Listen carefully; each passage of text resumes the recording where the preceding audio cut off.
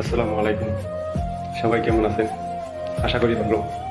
আমি কিন্তু ভালো নেই, কারণ যে ঘটনাটি বাংলাদেশের প্রত্যেক মানুষের হৃদয়কে কাঁদিয়েছে। আপনি আপনি নিজে বলেন যেভাবে মারা হয়েছে গতকাল। ভাই এখন কথা হচ্ছে যে ভাই আমি হচ্ছে যে ওনাকে হচ্ছে যে জাস্ট শুধু আবেগের বসে আমার যে ফোনটা হারাইছে ভাই, মানে টিউশনি করাই যে ফোনটা কিনি ভাই। আপনি কি ঢাকা বিশ্ব? হ্যাঁ আমি ঢাকা বিশ্ববিদ্যালয়। বুঝতে পারছেন কার কথা বলছি?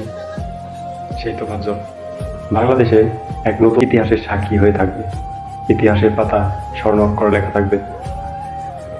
এক বেলা ভাতের বিনিময়ে জীবন দিতে হয়। হ্যাঁ, এটাই বাস্তব, এটাই সত্যি।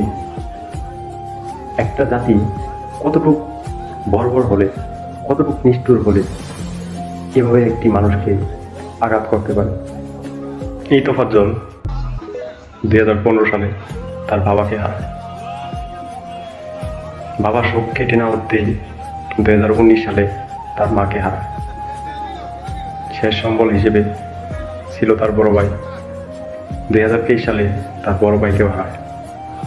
সব কিছু হারিয়ে সে নিজের ভারসাম্য হারিয়ে ফেলে। এই অবস্থায় মানুষের কাছ থেকে সে তার পেটের ক্ষুধা মেটায়, আর এই পেটের ক্ষুধা মেটাতে গিয়ে এক মুঠো খাবারের বিনিময়ে তার জীবন দিতে হয়। তো ভিডিওটি দেখলে মনে হয় যে ঢাকা বিশ্ববিদ্যালয়ে শুধু মেধাবী তৈরি হয় না, কিছু অমানুষ তৈরি হয়, কিছু কুলাঙ্গার তৈরি হয়। এই ভিডিওটা তার জলজাত প্রমাণ।